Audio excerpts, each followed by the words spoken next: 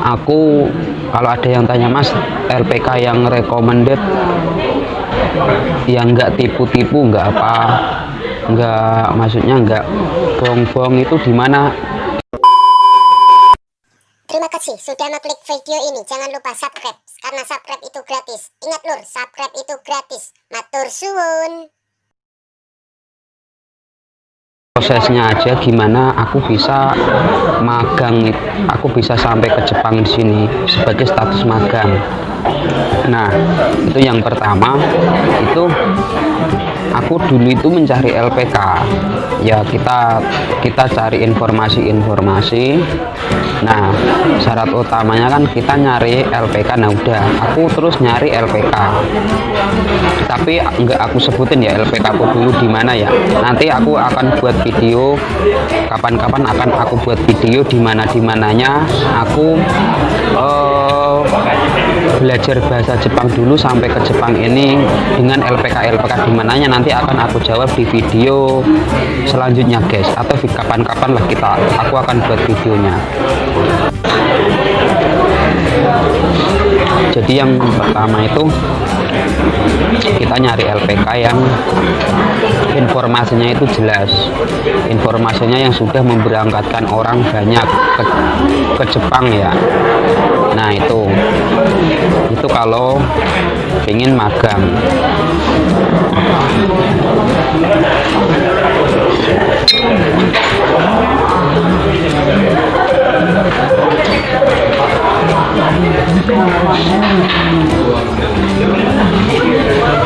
Terus kalau kalian udah menemukan LPK, kalian pastinya masuk ke LPK tersebut dan ikut belajar bahasa Jepang kurang lebih selama 3 bulan. Paling ya nggak lama lah, pokoknya paling sebentar 3 bulan minimal.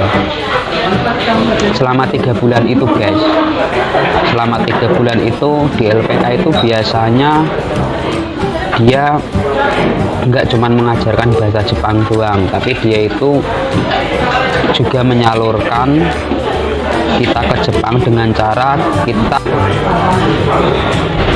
diikutkan tes perusahaan yang ada di Jepang. Nah,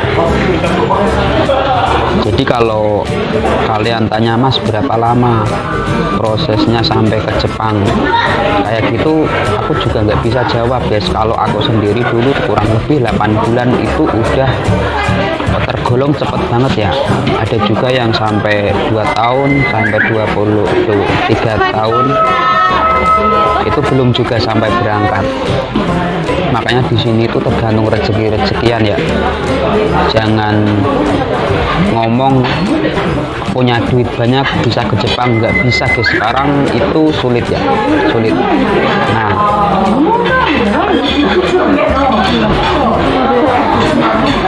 kalau sudah mendapatkan LPK baru, nanti kalian kan masuk situ belajar bahasa Jepang. Terus nanti diikutkan tes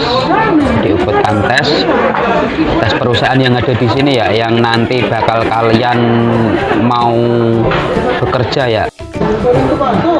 Nanti biasanya kalian kalau di LPK itu nggak cuma belajar bahasa Jepang doang, nanti kalian juga ikut tes sesuai perusahaan yang kalian inginkan, sesuai perusahaan yang kalian, maksudnya yang kalian minati itu nantinya di Jepang.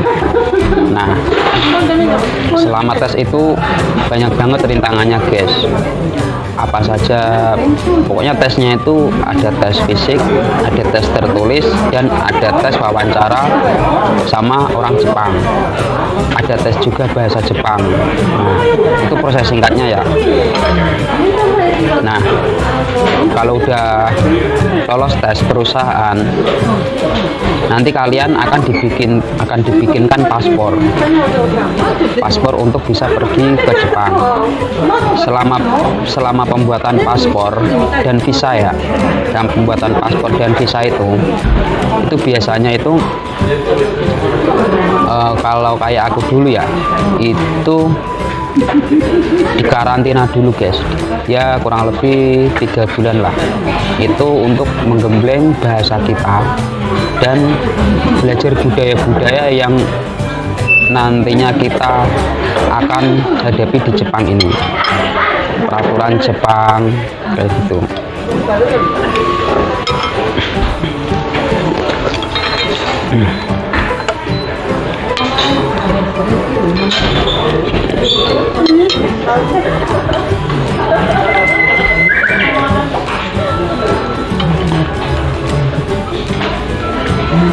Nah, biasanya karantina 3 bulan itu proses terakhir ya.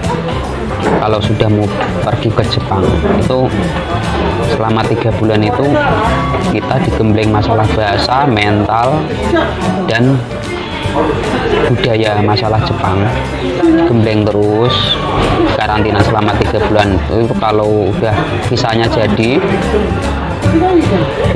yang ada di Jepang, nanti kita bisa dijadwalkan untuk terbang ke Jepang. Jadi proses singkatnya kayak gitu ya guys.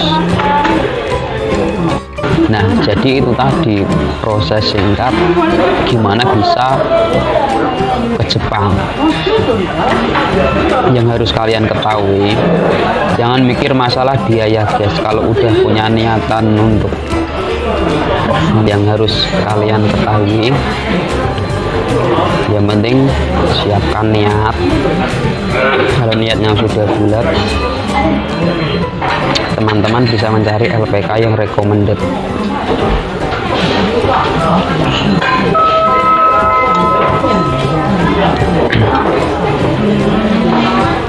Kalau kalian tanya Mas LPK, yang bagus di mana? Nanti aku buatkan videonya kapan-kapan. Oke.